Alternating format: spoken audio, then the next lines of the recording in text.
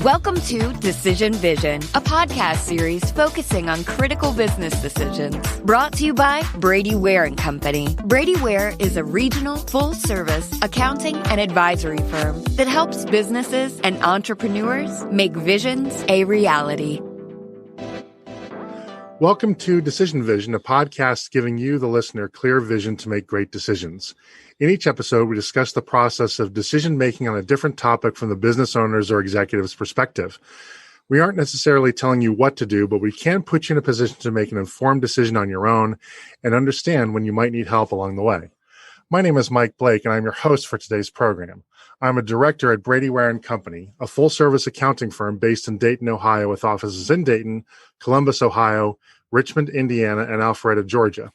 Brady Ware is sponsoring this podcast, which is being recorded in Atlanta per social distancing protocols. If you like this podcast, please subscribe on your favorite podcast aggregator, and please consider leaving a review of the podcast as well. So today is a bellwether show. Today we are recording show number 100, and I can't believe that we've gotten this far. But we've had some fascinating conversations, some wonderful guests, and frankly, I've learned so much, not just about the topics, but about the guests too. Some of these guests are people that I've known for a long time, but I've never quite had these same kinds of conversations as we've had with the podcast. And based on the listener support, it sounds like you guys seem to think that this is useful too, and that's very gratifying. So, given that most podcasts don't make it past episode 6 or 7. And the last podcast I did, Startup Lounge, made it to, I think, 42 or 43. This is, I don't mind telling you that I'm really proud of this, of reaching this milestone. And I'm so thankful, as I've said many times, but it never gets old to you, the listeners, for supporting this, and for, my firm, Brady Ware, for supporting this, and the team we have with John Ray at Business RadioX and our marketing team, and the guests who've been willing to come on and be very open, be very vulnerable, be very frank. I'm sort of the lead guy on this, but it's very much a team effort, and I can't thank you enough. So my present, if you will, to you is, I think, a really fascinating topic and a very intriguing guest. So today's topic is should I have a podcast? And I think this is pretty apropos, because I'm asked a lot, like, why do you do the podcast? It seems like it's a lot of work, and I'm glad you do it. We enjoy it, but why do you do it? And what do you get out of it? Right. And being in the professional services world, I'm asked a lot. I'm asked frequently, do you get business out of it? And that's a very complicated question. And I can answer very directly, do I put out a podcast and then I receive 5 emails from people that need a business appraisal? The answer is no. On the other hand, does putting out knowledge and contributing a different voice to the internet and to the podcasting sphere, does that create brand? Does that create a way for people who've heard about me or about the firm from some other place to then sort of check us out and see if they like what they hear? I do think that has an impact, but I don't think you should believe me or take my word for it necessarily. We have a very special guest that I've been looking forward to this podcast. I don't think like any other, and that podcast is David Sparks, who I quote unquote know him from the Mac Power Users podcast. And I'm going to talk about my relationship with that in a minute, because it sort of sets a table. About 5 or 6 years ago, I went into becoming a sole practitioner. Did the same thing I think David did. Just decided, look, I'm not going to work in a kind of an institution anymore.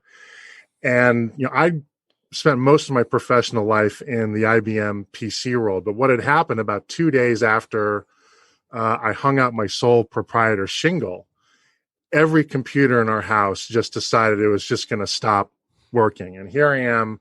I'm on my own. I'm stressed out. I have clients, but I'm trying to build a company. I'm building a website.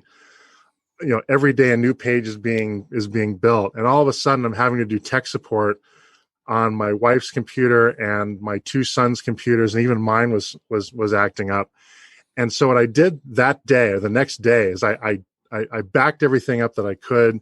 I took all those computers away and we went to the Apple store and we replaced every single device, except our phones, but every single computer with an Apple Mac. And I had not been a Mac user since college. Having moved into finance, it's just Mac and finance don't work all that well together, and so we sort of nudged over into the PC area.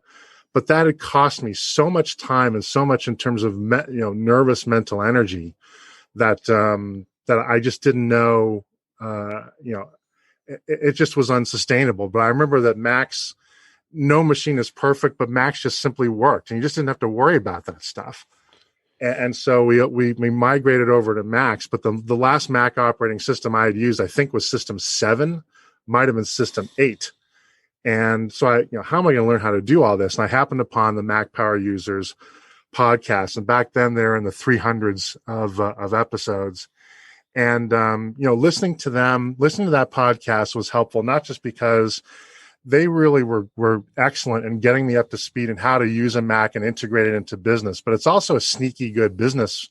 It's also a sneaky good business podcast for the sole practitioner, because David is a sole practitioner. I think at the time his co-host Katie Floyd was also a sole practitioner, and they talked about the things that were sort of day to day in my life that I was addressing. It happened to be with the technology platform that I had just converted to. And so, that they became sort of my informal mentors. And I frankly do not think that my business would have been as successful as it had been, and that transition would have been as successful as it had been, had I not had access to that podcast. So, when I decided I wanted to do a podcast about podcasts, there was really only one person I wanted to get on the show. And I'm so glad that David agreed to come on and talk to us. So that's my background of why I wanted David on. Let me introduce him, because it's really a fascinating guy. He's an Orange County, California business attorney and considers himself a geek. I think he wears that badge with honor. He's a podcaster, as we will talk about, blogger and author who writes about finding the best tools, hardware, and workflows for using Apple products to get work done. He writes for Macworld magazine and speaks about technology.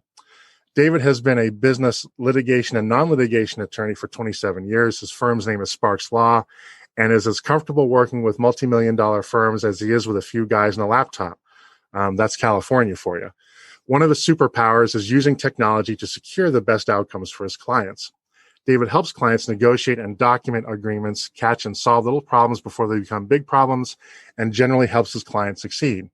As I mentioned, David is also co-host of the Mac Power Users podcast. He also is co-host of the podcast called Focused, and also, I think, Automators. He publishes a daily or business daily blog at macsparky.com.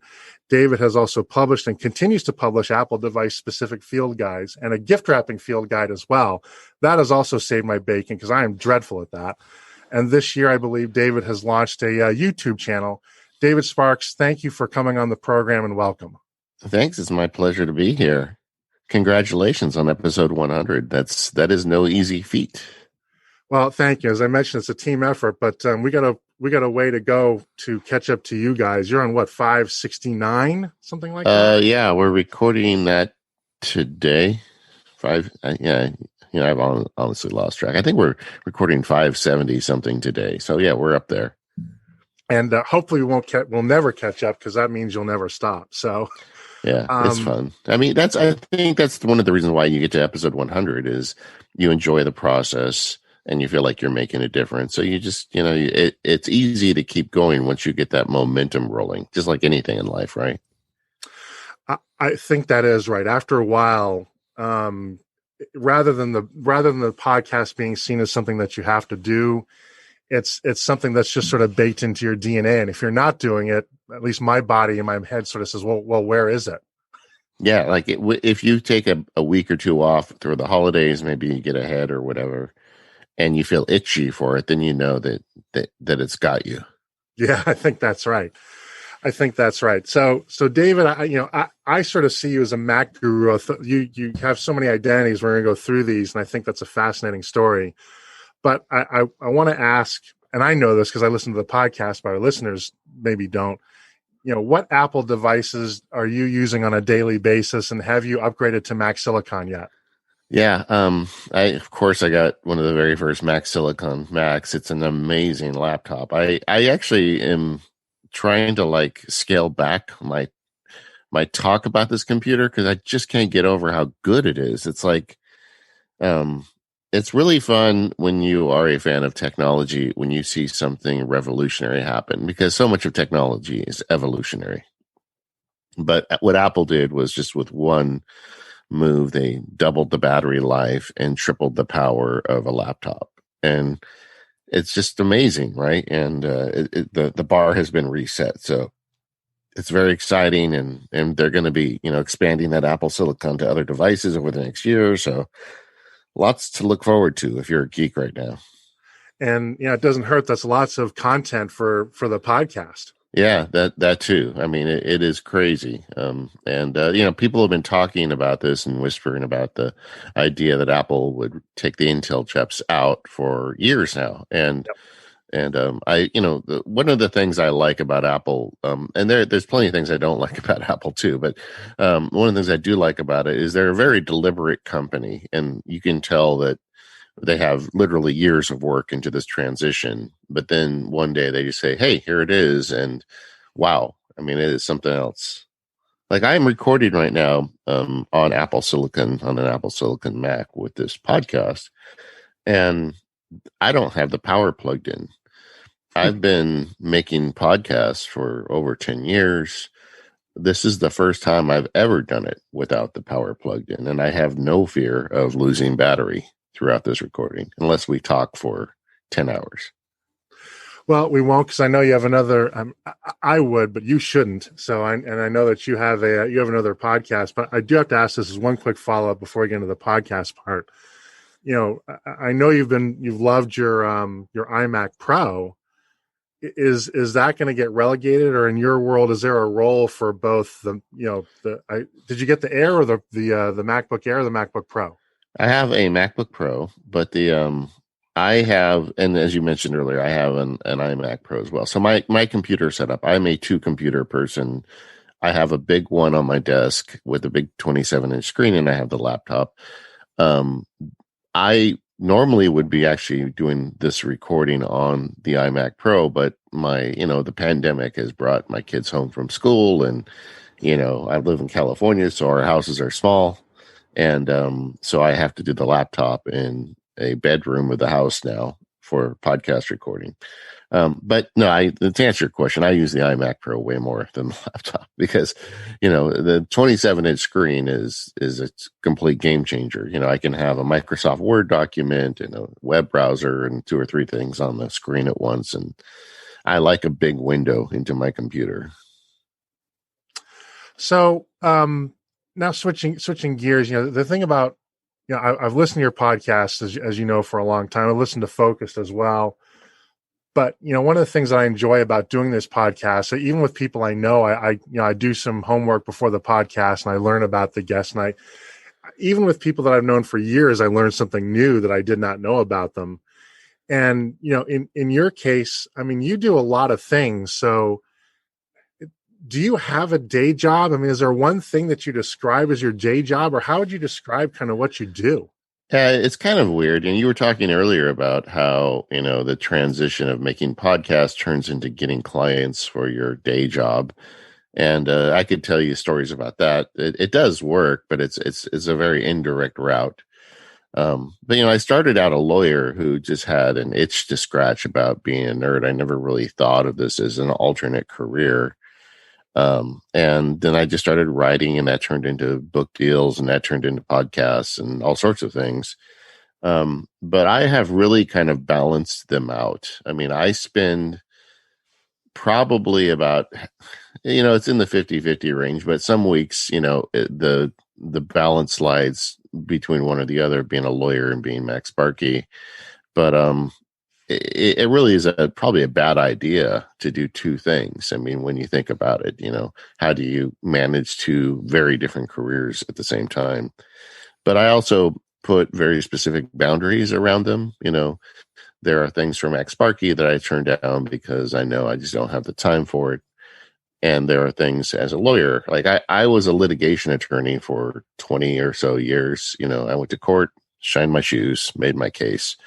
And I got to a point where I realized that is just not what I wanted to do anymore. I mean, there's so much negativity in the litigation process, and there were so many cases that I would win, and then the other side would declare bankruptcy or flee the country or something, and it just felt like I was, I felt like I wasn't helping solve the problem, and I was at the same time I was developing my law practice into what I call preventative law, where I've got all these, small to medium sized companies I represent, and I spend a lot of my time helping them try to write their contracts in ways that they don't get sued and avoid trouble.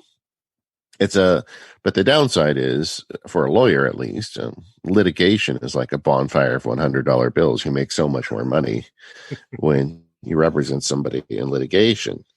So I don't, I just refuse. I decided to give up the most lucrative part of my business.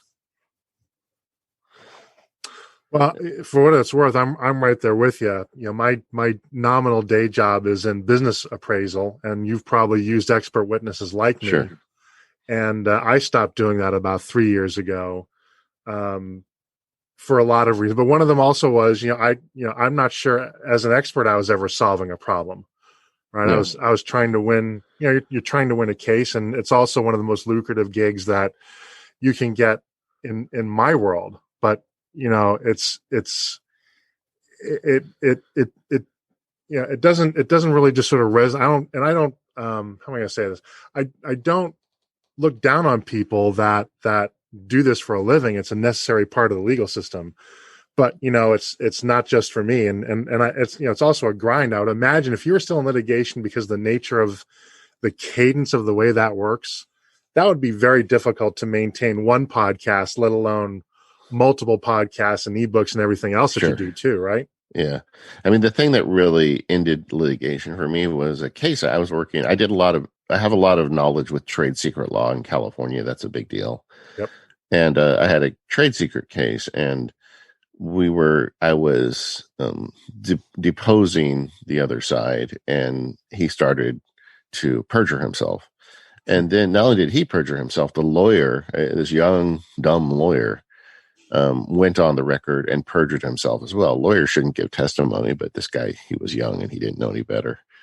And I walked out of that room, and when I was a younger man, I would have been celebratory. I'm like, great. As soon as someone perjures themselves, you're going to destroy him at trial. It's right. Just, it's a foregone conclusion, because you can prove lies, believe it or not. And so but instead of feeling victorious, I just felt empty, and then I realized, you know what? I don't have what it takes anymore for this game, because this stuff just makes me sad. It doesn't make me happy. Yeah. And I started shutting down the litigation practice. And of course, it took a year or so because I had to finish the cases I was in. But once I was done, and it's been great, because although I did take a pay cut, the work I'm doing, I feel very enriched for. And whereas at one point I was wondering, am I going to have to get out of law? To now, I feel like I could be a lawyer for the duration doing the stuff I'm doing now. I really enjoy it. So when think back to when you started the Mac Power Users podcast, it's got to be over a decade now. Yeah. What were the goals? What were yours and Katie's goals when you launched it? What did you try to do? Well, podcasting is an interesting thing. To get into podcasting, you have to really love the subject that you're getting into. I get emails from people saying, well, I want to start a podcast and, make a bunch of money on it. And I just laugh. I mean, it's not, go get a job at McDonald's if you want to make money, because you're probably more likely to make money there than making a podcast. But it has to be something you're passionate about. And Katie and I were friends, and we wanted to make a podcast related to Apple. And we spent 6 months figuring out the concept for the show, because I did not want to make one more Apple podcast. I mean, there's a bunch of them out there. Most of them are like, okay, what's the next iPhone going to look like, kind of podcast, where they look at the news and rumors and they pontificate about them for an hour and then they leave. And, and a few days later, the content is useless.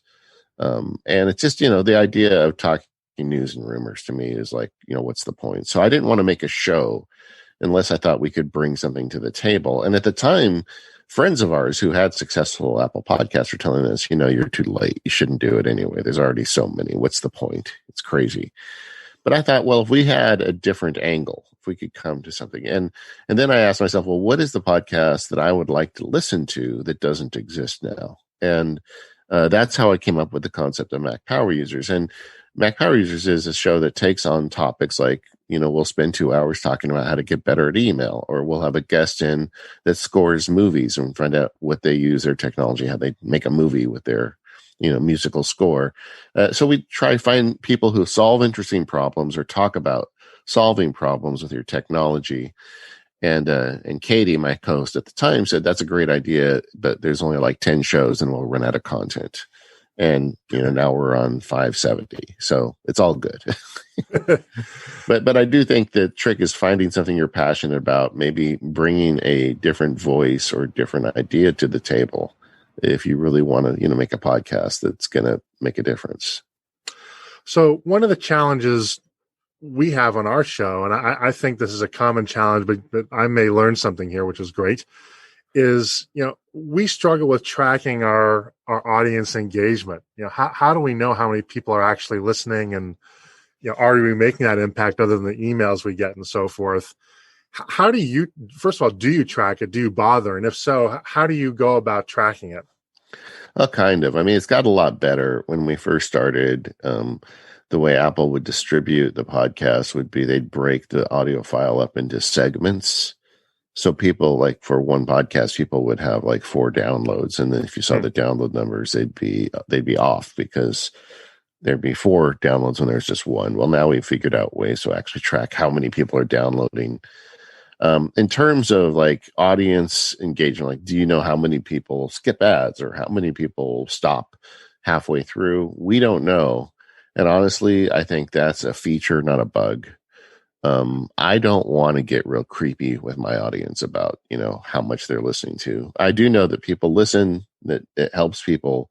I hear from them all the time. Like what you said today earlier just made my day. I just love hearing that something we did helped you through a tough spot. But the problem that happened on the internet is the tracking bugs and pixels and all the things that people have done to get creepy about what people are doing on the internet. That hasn't made its way to podcast. Podcast is built on RSS, which is a very open standard framework and doesn't lend itself to those kinds of things. And the industry, I think, as podcasters, needs to kind of stick to that and not let advertisers and people that are doing analytics come in and try and do all sorts of weird things to our audience. So we've actually kind of really stood strong against that. When advertisers ask us to do stuff like that, we tell them, thanks, but no thanks. We'll get another advertiser. Yeah. So and I think that sort of speaks to the goal, right? Your goal is not to turn this, it doesn't sound like your goal is ever to turn this into a marketing tool for David Sparks and Katie Floyd, and now your current co-host, Stephen, but it's really about sort of helping people. Correct me if I'm wrong, but it's about helping people and bringing a voice first. And then if there's collateral benefits along the way, great. Yeah, I think that, and I think if you do a good job of it, if you keep your focus there will be collateral benefits. I mean, you mentioned earlier, I make the Mac Sparky field guides. Well, I mean, I feel like they're good field guides and a lot of people buy them for the content, but I know some people just buy them because they like listening to the show every week and they want to help me out. Yep. When I went out on my own, I was with a firm for a long time. When I went on my own, a bunch of people approached me about being their lawyer, and I had to turn most of them down. I'm only licensed in California, but but a couple of them made sense as clients and turned into clients. I mean, I had a New York Times bestselling author hire me as her attorney, and she said, you're the lawyer that's been in my ear for 10 years, once a week, and I trust you, and I don't trust my existing lawyer. And that, that kind of stuff, pays dividends. So those things come naturally. You don't need to force them or do something, harmful to your audience to get them. So when you and Katie set out to publish this podcast, can you talk about kind of what the key to-do list items were to get from idea into actual publication. And maybe this is an unfair question, but if you had to do it over today, what might that look like differently? Because at a minimum, the technology has changed. So I have to imagine some of the steps might change today. Yeah, I mean, the show, Mac Power Users is a preparation intensive show. Like I was talking earlier about news shows. Those shows you just get on and you read the news and you talk about it. But with Mac Power Users, we're going to give you a tutorial on email. We need to be up to speed on the latest apps and technologies. So we have a whole planning process. So once we decide on a show, it could be months before we actually record it.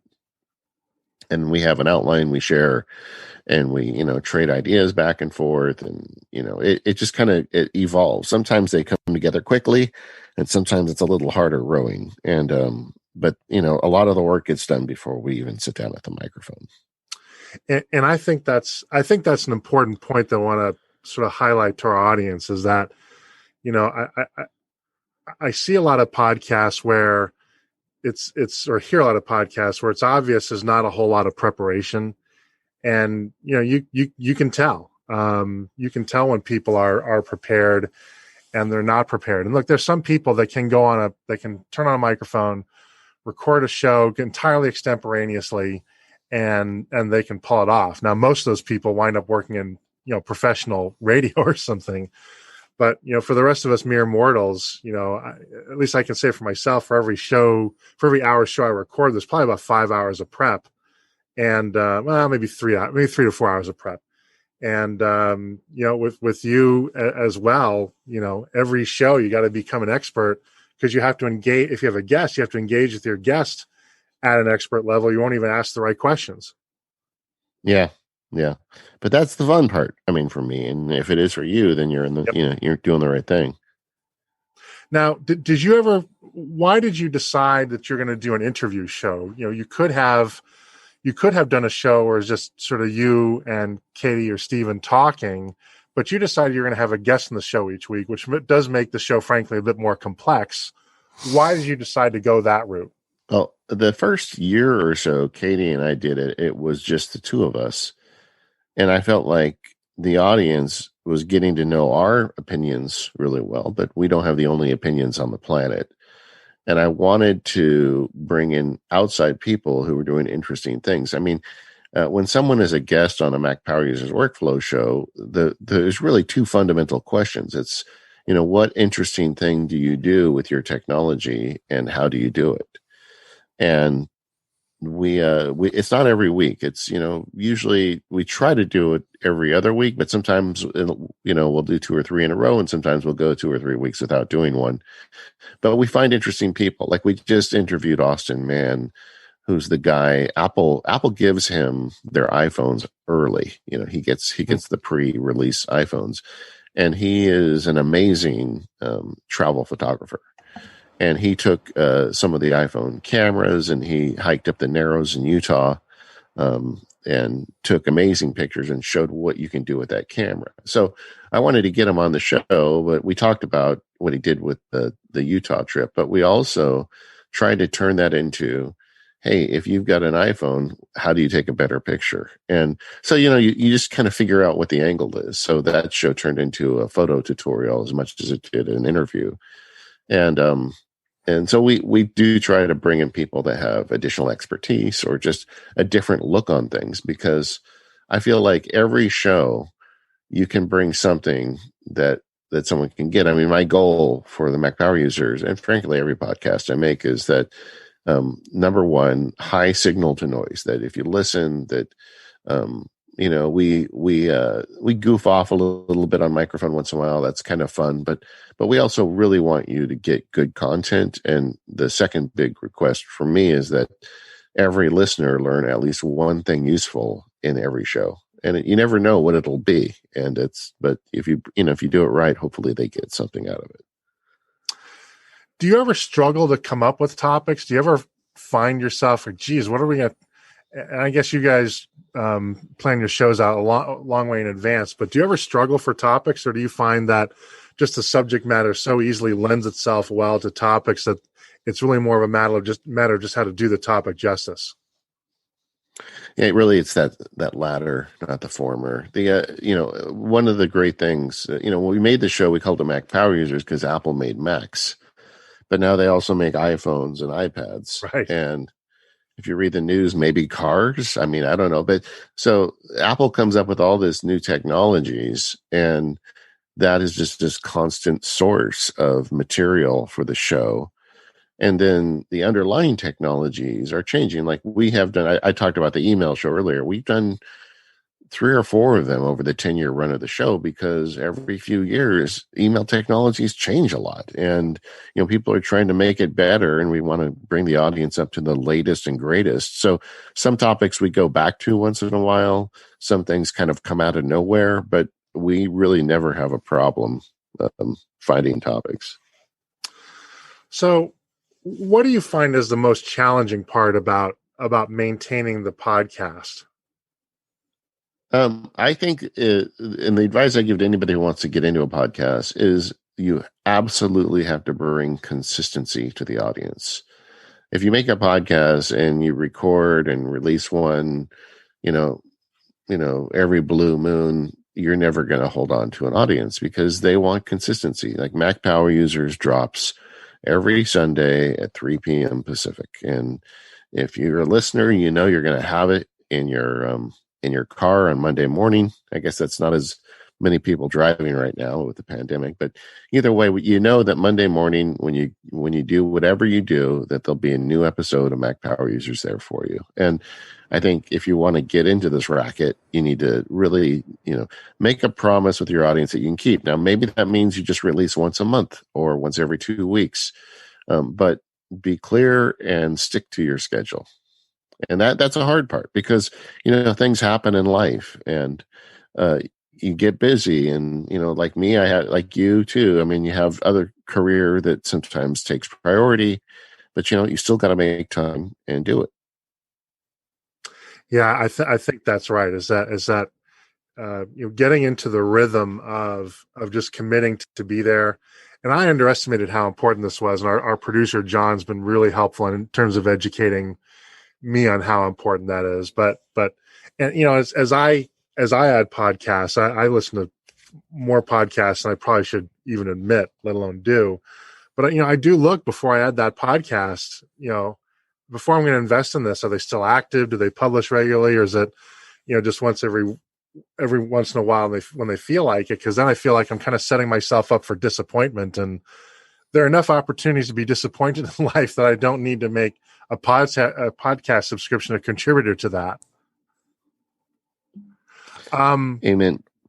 So you've since added a second podcast focus, and I did not know this until I did research the Third Automators. What motivated you to add yet more podcasts? I think that starts to get you into rarefied air that you're able to maintain and publish 3 high quality podcasts on a weekly basis. Yeah, well, the other 2 are not on a weekly basis because I was very deliberate with those that they would be once every 2 weeks.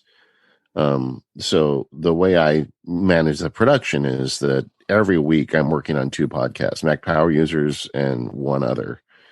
And then that is a schedule I can live up to. And the other 2 were just opportunities where there were, one of the things I tell people, if you make a podcast, that there's something that you have to absolutely get off your chest. And that in both of those cases, they were topics like Automators is just a level deeper than Mac Power Users in terms of automation skills and stuff that really doesn't fit into a Mac Power Users outline.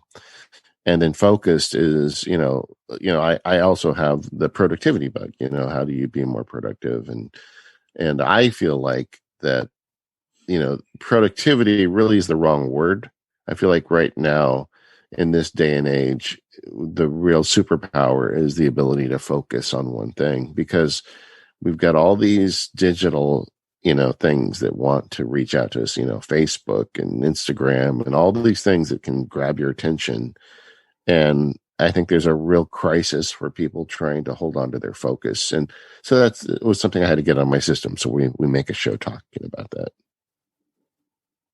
And you know, to me, and correct me if I'm wrong, but I mean, on the surface, they seem like three podcasts, but there is a common thread. I mean, with all due respect, I know you don't like the term productivity, but I do see them as different dimensions of, frankly, business productivity.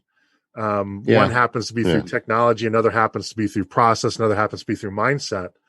But that really is sort of the core competency, isn't it? And probably it's fair to say, I mean, that's how you're able to do all this. I mean, you do a lot, but, and your family hasn't thrown you out. I mean, by the way you describe it, you seem to have a great family life as well. You've achieved a certain level of that elusive, quote, work-life balance, if there is such a thing, to which many of us strive. And I'll be willing to bet you that productivity, that's a secret weapon. Yeah. And just like getting focus and thinking about, what is really important to you. I think it's really easy. If anybody sits down, one of the best exercises you can do is sit down and log everything you do over the course of a week or a month, and just look at it at the end and look at how much of it is just utter BS. How many dumb meetings did you go to, and how many, people find that there's a lot of extra time being wasted. And, none of us are getting out of this alive. We have a short amount of time here to do something. So, I decided a while ago that I'm just done with that. If something isn't really moving the ball forward for me, I'm just not going to do it. And it's not that I'm super productive. It's just that I'm super discriminating about where I spend my time. As a slight tangent, but I feel like it bears relevance here. One thing that's taught me about when you really sit down and think about how much time in our lives is just sort of empty calories, if you will, is in homeschooling. We started homeschooling my youngest son, who's almost 10, because just in our county in Georgia, they just have not executed hybrid schooling very well, and we just don't want to put our kid inside a classroom right now.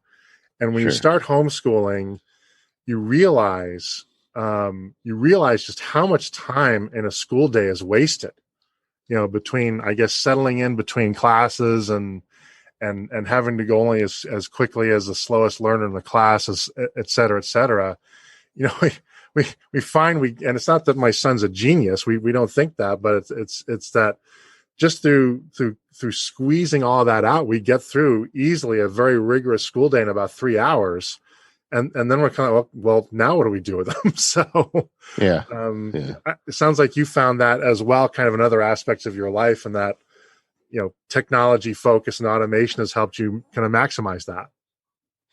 Yeah, to the best of my ability. And honestly, I fail at this stuff just as much as everybody else. I mean, I'm not, if you listen to the Focus podcast, we apologize like every episode, because so many of these productivity, I've got open quote gurus. They're just full of crap. I mean, so much of this stuff is hard, and we all make all these mistakes. And, I think we all just need to acknowledge we're humans, and we're all doing our best under difficult circumstances, sometimes extremely difficult circumstances right now. But if you just try and bring some intentionality to the board, maybe you can get a little better at this stuff, and that might make a difference. So, around your podcasts, you've managed to build some community around it. And I'm curious, did the community arise because you had a conscious effort to build it, or did it just sort of arise organically, where you just have all these raving fans and they just love you and they love the show, and there's a community that just sort of built around that organically? Yeah, it's a little bit of both. I mean, we started with Mac Powerage with a Facebook group, but I am not comfortable with a lot of the things Facebook does, and it was a really big Facebook group, but I felt like that we were doing a disservice to our audience. It, kind of gets back to the whole thing. They're being monetized by Facebook, and they're being tracked by Facebook. And it never sat right with me. So, several years ago, I started researching it, and we decided that there was a technology called Discord, which is an open source, old school forum, technology. And I decided, we're just going to move the whole thing there. We're going to shut down the Facebook. And everybody told me it was a mistake and that we're going to lose audience members and everybody's going to be angry with me. And honestly, within like 6 months of doing it, the Discord forum is double the size of the Facebook group, and everybody's happy and is being tracked. And the most delightful thing for me is when I search a problem I'm having on my Mac and I find the answer in the Mac Power Users forum, sometimes written by me, which is kind of sad, but But yeah, so there's this big community. I actually don't engage with it enough. I get in the forum and participate a little bit, but I'm pretty busy with the stuff I'm doing, and I think one of my big regrets is not engaging with the audience at the forum level more often. But it's hard, I mean, I got to keep making shows. Well, I mean, you can't do everything, and it sounds like one skill that, if not mastered, at least you've certainly grasped is the need to say no, right? And every time you say yes to one thing, you're saying no to something else, and clearly the forum has not suffered. And I will say this: before I look for tech support on even Apple's website, I go to the forum. I'm much more likely to find an existing answer, or somebody's going to answer my question within 30 minutes. Yeah. We have an amazing audience. I mean, it's Mac Power Users. I can't believe some of those people listen to us because so many of them are smarter than me. Well, sometimes it's not even about being smarter. You used a term I really like, which is voice. And, sometimes the voice makes all the difference. And I like your stories where you talk about people trying to discourage you from doing another podcast because people felt that there was no room. But, I encourage people who want to do a podcast or a blog. Everybody does I think everybody has a unique voice that they can share with the world. And until we start cloning, that's just not going to change. Yeah. And even then, the clones aren't going to be cooperative. Just wait and see. Well, if science fiction has taught us anything, right, that's going to be dangerous. So, now, coronavirus seems to be motivating a lot of podcast launches. I don't know if that's because of boredom or desperation because you can't get out and do the conventional networking that a lot of people used to like to do. Do you have any general pieces of advice for people that are thinking about taking the plunge and starting a podcast, other than you already talked about, making a commitment to consistency. And we talked about also, thinking about what it is unique that you can bring to the table. Are there any other pieces of advice that you could give to people that, may be thinking about this and help them understand if whether committing to a podcast is a good decision for them or not?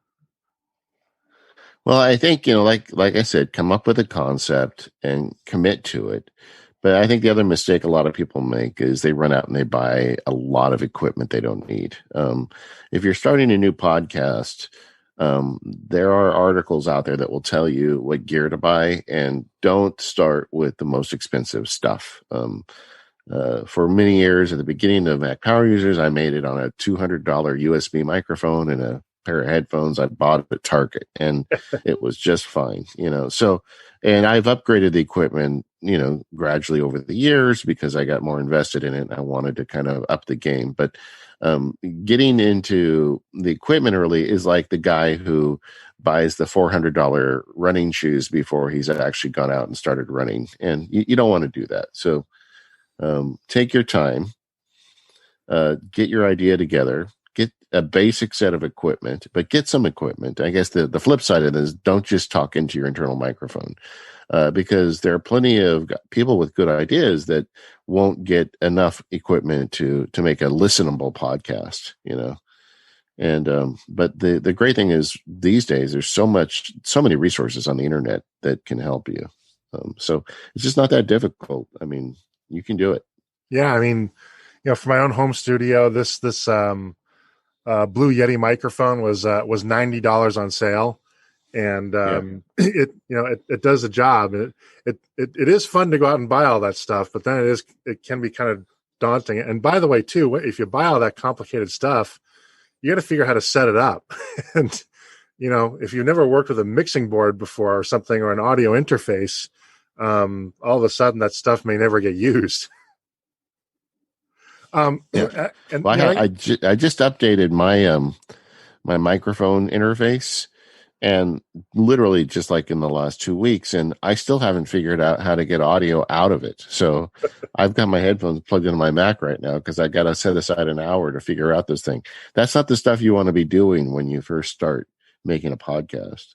yeah, I mean, you want to create less friction for yourself, not more. Yeah.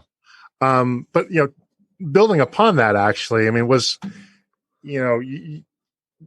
do you guys do your own publishing and editing, or do you farm that out? And that's that's preamble to a larger question, which was, what was the technical learning curve like to initiate a podcast? And when we did Mac Power Users at the beginning, we edited it ourselves in GarageBand.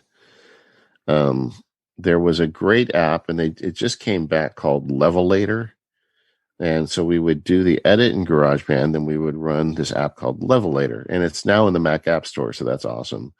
And what Levelator does is it balances the levels of the voices, because if you listen to a podcast and one person's really loud and the other person's really soft, and you find yourself driving down the road with your hand on the volume knob of the radio so you can hear it, that's a bad podcast, right? So we got like the basic tools to make a passable podcast, and we did it ourselves for years. At this point, we actually do have an editor. There's a kind of a friend of ours who does this professionally. It's very good. He does it faster.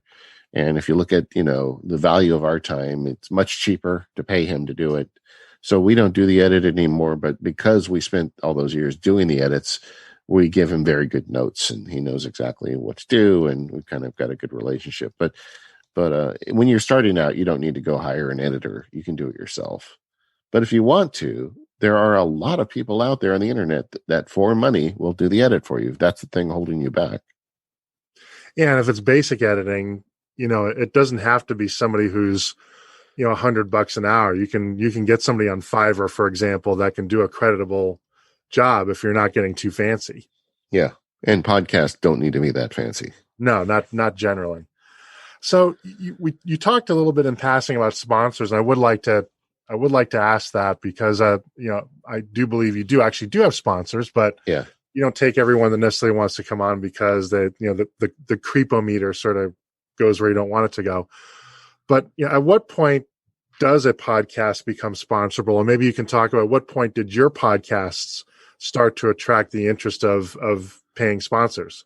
Yeah, it was funny for us because we really were trying to scratch an itch. We didn't think too much about sponsorship. And back then, podcasts weren't the institution that they are now. So it really didn't occur to us early to look into sponsorship. And then we had a sponsor approach us. It's a sponsor's been with Mac Power Users for years, Text Expander and Smile.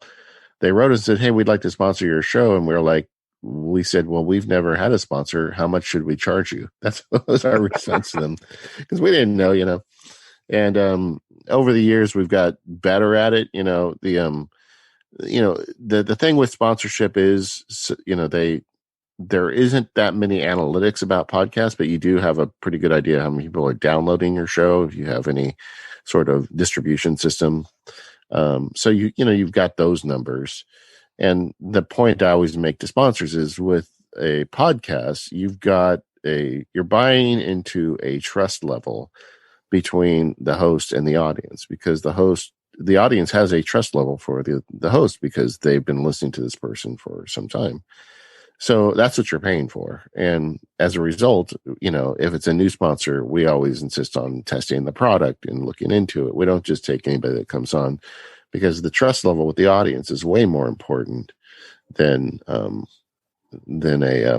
any check from one sponsor. In fact, we had a longtime sponsor that made some bad decisions, and I don't really want to get into it on this interview, but we sent them their money back and said, this isn't working anymore. And so you just got to kind of be careful with the sponsorship, because you have that trust level with your audience, but at the same time, there's nothing wrong with getting paid for doing this. It's a lot of work. Yeah. Well, I think there's a neat lesson in there too. It's something I when I work with my clients and people I mentor, you don't define yourself by what you do, you define yourself by what you don't do. And, when you decide to turn down a sponsor and even take that more extraordinary step of, returning cash, you're drawing a line in the sand. You're saying, this is what we're on one side of the line is what we will do. And on the other side is what we won't. And that's where the definition comes. Yeah. So we talked about you're approaching 600 episodes, and you've got 2 more podcasts. I mean, what is it that keeps you motivated to do this? I mean, is it just the love of the topic? Is it, I just don't know. I don't want to lead the witness, so to speak. How do you keep going? Well, I have never felt like I wanted to stop doing this. In fact, I think if I stopped doing it, I'd be really sad. I enjoy, I think what I enjoy most is the stories that I heard at the top of the show where something I did helped you through a tough time. All of us going through life just want to help other people. I think fundamentally, no matter what we choose as a profession, we're really, I think as humans, very motivated to help others. And I talk about it in my law practice. I have big touches on people's lives. I help them with big problems. With my Max Sparky stuff, I have little touches on people's lives, But when I get an email from someone saying, "Hey, thanks for that tip. Now I'm getting my work done faster and I get more time with my kids," or something like that, it just makes me so happy to know that I can make a little difference with somebody's life. So I think that's the drug that keeps me. But also, there's more to that. Like, I've become friends with members of the audience over the years in the forum. And, I have a very big friendship with Katie and then Steven, who's my co-host on Mac Power Users, and just the kinship of making this thing with another person. And I guess that would be another piece of advice I'd give you. Don't make a podcast without a partner unless it's a guest show, because having one person talking to the mic alone all the time, it's hard for an audience, have another person there. And then but so there's a whole lot of different reasons why. And, I guess I think what would happen if suddenly nobody liked the show anymore and we had no sponsors, would I stop doing it? I think I still would do it. Honestly, I just like making it, and I suspect that there'd always be an audience for the stuff we're talking about, but I guess we'll see. David, this has been a great interview. We're running out of time here. You're already fielding so many requests. I'm almost reticent to ask you this, but I'm going to anyway. I'm going to push through. If somebody does have a question they want to follow up about starting a podcast or keeping it going or improving the podcasts they're already doing, is there a way that they can contact you? Are you receptive to that? And if so, what's the best way for them to do so? Yeah, go ahead and send me an email at the website. It's david@maxsparky.com. I can't promise I'll be fast in response. There's just email's a challenge, obviously, because I have a lot of it. But it really is. I mean, the advice I gave on the show really is what I would tell you in an email as well. Is just find something you're passionate about and just go start making it. It's easy to think about a show, but until you start making it, you don't really know. And be willing to make 10 bad shows as you figure it out. It's okay. Don't let the fear of perfection keep you from starting. And look, first couple of shows, nobody's listening anyway. So yeah. That's going to wrap it up for today's program. I'd like to thank David Sparks so much for joining us and sharing his expertise with us. We'll be exploring a new topic each week, so please tune in so that when you're faced with your next executive decision, you have clear vision when making it. If you enjoy these podcasts, please consider leaving a review with your favorite podcast aggregator. It helps people find us so that we can help them. Once again, this is Mike Blake. Our sponsor is Brady Ware & Company, and this has been the Decision Vision Podcast.